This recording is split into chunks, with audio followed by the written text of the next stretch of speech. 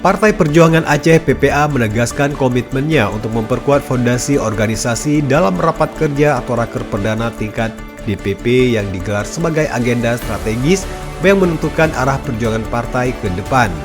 Raker yang dilaksanakan di Plenary Hall UUI pada tanggal 23 Februari 2026 menjadi momen bersejarah karena untuk pertama kalinya dilaksanakan di tingkat DPP dengan menghadirkan seluruh pengurus pusat serta perwakilan DPD dari berbagai kabupaten kota di Aceh. Dalam pandangannya, Ketua Umum PPA Prof. Ejang Dr. Marniati Menkes menyampaikan bahwa target utama perjuangan saat ini adalah lolos verifikasi Komisi Independen Pemilihan Aceh atau KIP Aceh. Lebih lanjut, selain membahas strategi verifikasi, raker juga menyoroti pentingnya keterwakilan perempuan dalam struktur partai.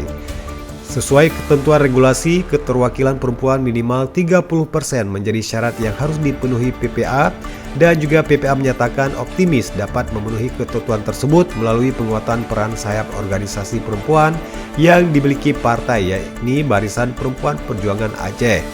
Raker PPA tersebut menghasilkan 10 pesan prioritas yang menjadi fokus kerja PPA sepanjang tahun 2026.